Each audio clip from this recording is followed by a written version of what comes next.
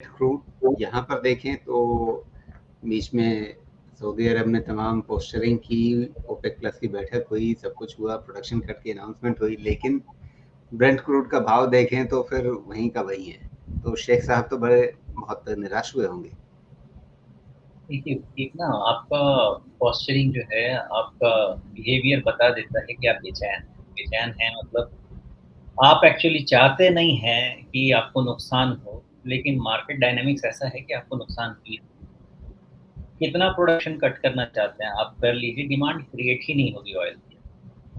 Demand अच्छी oil की आने के लिए आपको कम से कम आप समझे तो 6-9 महीना 12 महीना कम से कम लगना चाहिए, क्योंकि फिर से आपको एटलीस्ट ये आइडिया लग जाना चाहिए कि अब इंटरेस्ट रेट नहीं बढ़ेगा तो नहीं बढ़ेगा। अभी भी एक आधा डिस्कशन में निकल ही आता है कि कभी 25 बिप्स हो जाएगा। पहला ये चीज़ 100% डिस्कशन में आना चाहिए, तभी जाके फैक्टरिंग शुरू होगी सॉफ्टवेयर इंटरेस्ट रेट बायस की, फिर डिमांड क्रिएशन की, वो सब बात शुरू होगी। लेकिन मुझे नहीं लगता, मैं तो अभी भी इस चीज़ पे पता नहीं बोलते-बोलते शायद मैं ही कभी नहीं थकता हूँ।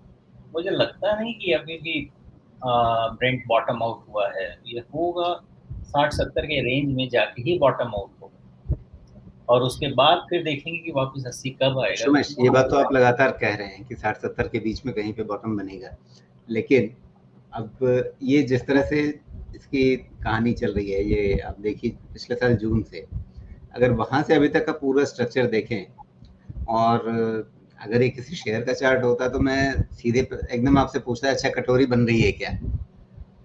तो अब ब्रेंट क्रूड है तो मैं नहीं पूछना चाहूंगा कि कटोरी बन रही है क्या, क्योंकि ये $125 का ब्रेंट क्रूड मुझे अच्छा बिल्कुल नहीं लगेगा। लेकिन मेरे अच्छा लगने ना लगने से क्या होता है, अगर चार्ट पे स्ट्रक्चर बन रहा है तो एक बार को तो मन में खटका होता ही है। इसको थोड़ा नंबर से समझते हैं। एक्चुअली आपका सवाल बहुत जायज़ है। ऐसा नहीं है कि ब्रेंट क्रूड पे कटोरी नहीं बनेगी, ये बनेगी और ये मैंने समझाया भी है कि वापस ब्रेंट 80 के ऊपर आएगा। वो रिट्रेसमेंट में आपको राउंडिंग बॉटम बनता हुआ दिखेगा, लेकिन पहले उसका सवाल ये है कि क्या वो राउंडिंग बॉटम का बॉटम कंप्लीट है? उसके लिए हमारे हाँ, पास तो एनफ अगर अगर राउंडिंग बॉटम बन रहा होता तो ये 70 के आसपास तक जो गया है, अब उसके नीचे फिर नहीं जाना चाहिए अगर ये स्ट्रक्चर कंप्लीट होना है इसी तरह से। नहीं, ऐसा कोई ज़रूरी नहीं है। टाइम कंसोलिडेशन अगर आप यहाँ से 6 महीने का देख लेंगे, तो आपके पास यहाँ से और बॉटम बनने के चांसेस रहेंगे। नॉर्मली राउंडिंग बॉटम क्या है? स्लो स्मूथ आपका फर्दर बॉटम बनता जाता है अगेंस्ट टाइम। इसको जितना टाइम देंगे, इसमें और डीप जाके राउंडिंग बॉटम बन सकता है। कोई उसमें ना वाली बात ही नहीं। तो अभी भी इसका राउंडिंग बॉटम कंप्लीट होने का कोई भी इंडिकेशन नहीं है और हमारे पास फिलहाल 80-90 वाला क्रूड होने का फिलहाल कोई रीज़न भी नहीं। तो मेरा ये मानना है कि अभी ये राउंडिंग बॉटम बनने के पहले-पहले बॉटम बन जाए, उसके इंडिकेशंस आ जाएँ और मुझे लगता है 70 तो टूटेगा, ज़रूर टूटेगा, 60 के आस-पास जाएगा, ज़रूर जाएगा और फिर वहाँ से इसकी अगली कहानी की पढ़ाई शुरू होगी। तब तक तो यही है। अदरवाइज़ ये 200 डीएमए के ऊपर निकल जाए तो हम कह सकते हैं कि अर्ली रिकवरी का चांस टाइम आ गया है और फिर से हम उसकी पढ़ाई शुरू करें। जी। और यहाँ पर अगर हम इसको एमसीएक्स को देख लें तो जाहिर सी बात है, जैसा ब्रेंट का चार्ट है वैसा ही रेप्लिका यहाँ बना हुआ है, लेकिन यहाँ पे लेवल्स जिसका ध्यान रखना है जो लोग इसमें ट्रेड करते हैं उनके लिए। लेवल्स अभी भी वही रेंज आपका बना हुआ है। मुझे जहाँ तक लगता है 6200 300 नहीं निकलना चाहिए। उसके ऊपर जब तक नहीं निकलता है आपका M6 तो ये फिर से फर्दर डाउन ही जाना चाहिए। वो टॉपिश अभी भी बना हुआ है स्ट्रक्चर। आपका पर्पल लाइन कौन-सा डीएमए मैं भूल गया, शायद वो आपका 50 ये डीएमए रहा। पर्पल लाइन जो है 50 डे मूविंग एवरेज है। बस हाँ, वो पिछली डिस्कशन में भी वही निकल के आया 6200, मुझे तो वही दिख रहा है। जी। और ये तो 50 उसी डे मूविंग एवरेज अब एकदम सीधी रेखा की तरह से बन गया है। तो वो एकदम से आपके लिए रेजिस्टेंस का काम करेगा, डायरेक्शन का काम नहीं करेगा।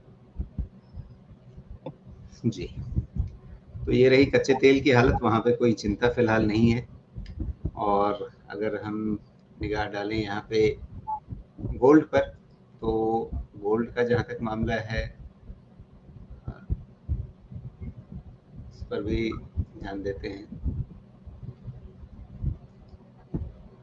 यहाँ सोने की हालत देख लें अगर, तो एकदम से जो चमक बढ़ी थी पिछले कुछ समय में, वो लगता है कि कहीं पे हल्की पड़ गई है वापस अब।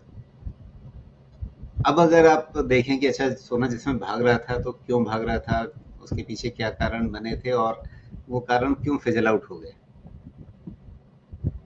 हाँ, तो मोस्टली इस साल जो गोल्ड का ट्रिगर आया है लास्ट ईयर से, वो ट्रिगर मेनली जब रशिया पे सैंक्शंस आने लगे यूएस की तरफ से और नाटो की तरफ से, तो उसका रिजल्ट ये है कि सबका यूएस डॉलर से भरोसा उठ रहा है। खासकर एक चीज़ ये समझ में आ रही है कि अगर आपकी करेंसी में मैंने एक्सपोज़र रखा तो आप दादागिरी करके वो कभी भी मेरा पैसा बाँध सकते हैं। और इसलिए मुझे आपके करेंसी पे अब भरोसा कम रह जाएगा। मैं उतना ही भरोसा रखूँगा जितनी मेरे ट्रेड के लिए ज़रूरत है।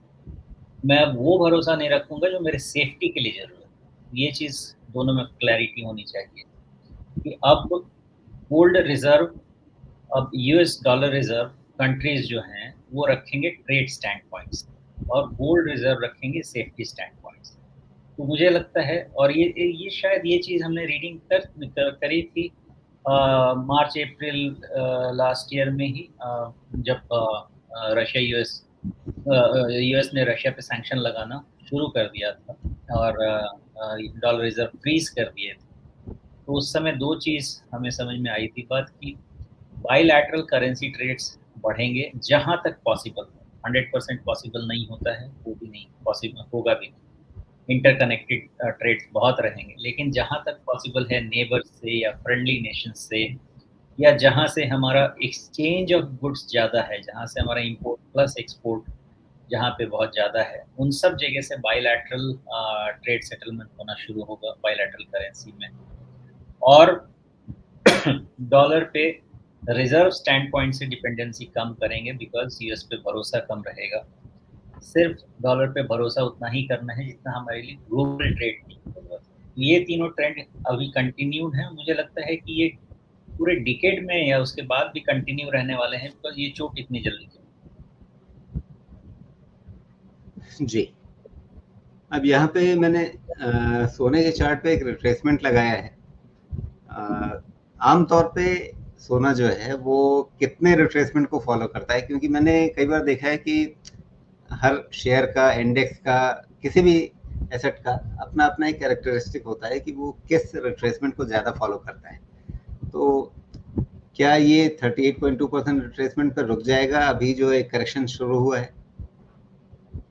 देखिए, थियरी ऐसी कोई थियरी नहीं है, लेकिन मोस्टली मैं अपने ऑब्जर्वेशन से काम करता हूँ, जिसमें ये है कि अगर आपका एसेट क्लास या स्टॉक थोड़ा-सा एग्रेसिव है, जिसको आप हाई बीटा कहते हैं, तो उसमें 38 एंड 62 दोनों रिट्रेसमेंट अच्छे से समझना पड़ता है।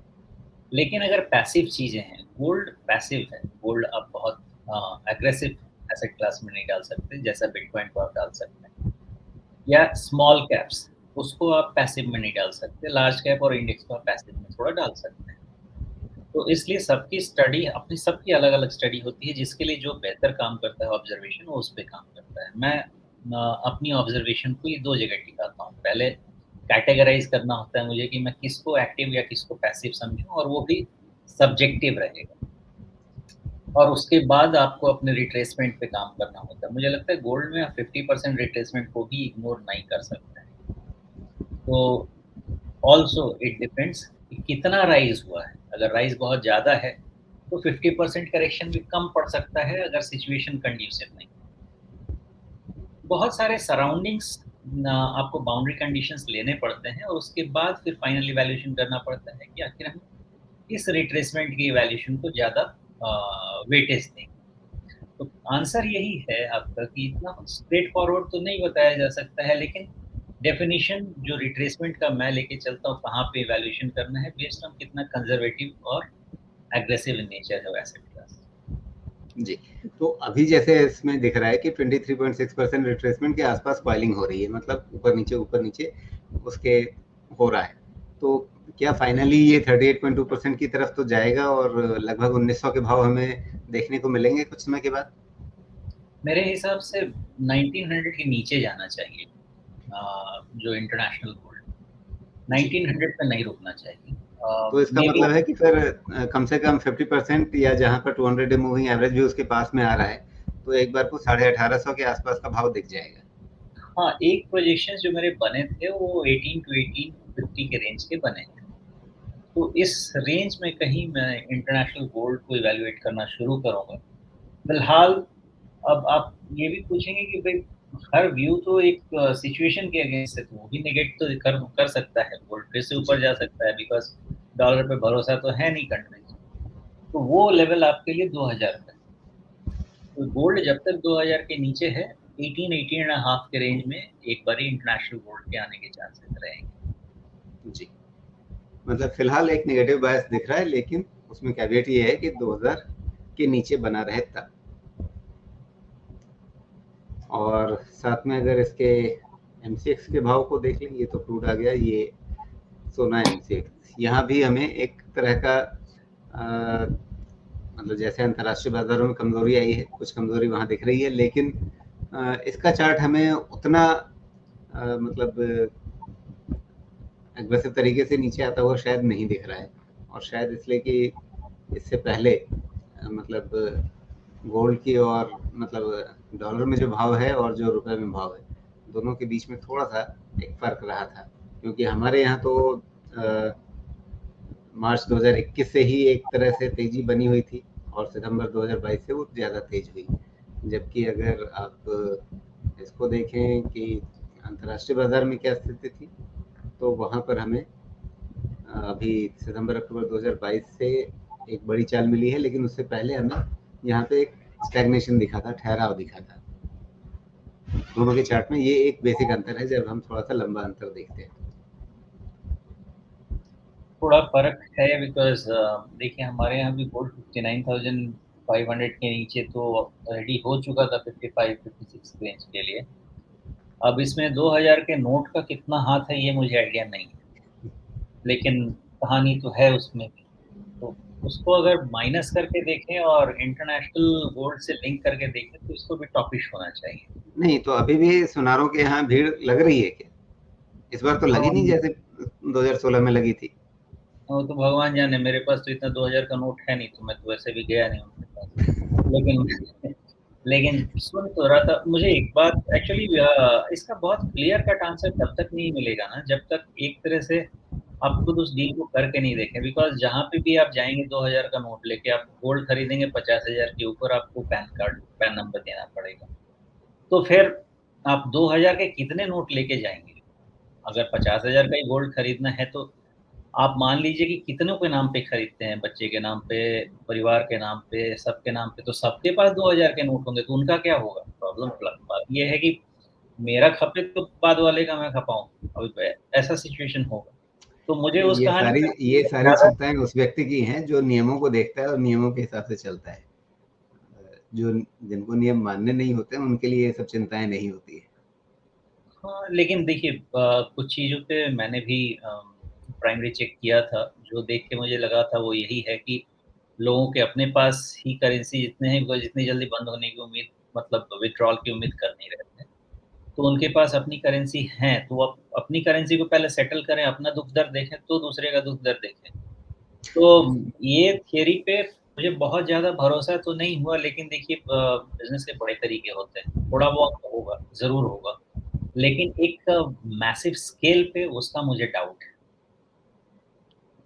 जी। तो फिलहाल अभी एमसीएक्स होना है, इसको लेकर के कोई मतलब लेवल जिसका ध्यान रखना है? हाँ, वो वहीं पे चिपक के पड़ा हुआ है डेटा 61,000 जैसे 2000 पे इंटरनेशनल गोल्ड का रेजिस्टेंस है, वैसे ही 61,000 पे इंडियन गोल्ड का रेजिस्टेंस है। जी। टॉप तो इसके थोड़ा ऊपर बना था। हाँ, टॉप बना था और वो लास्ट पुल था।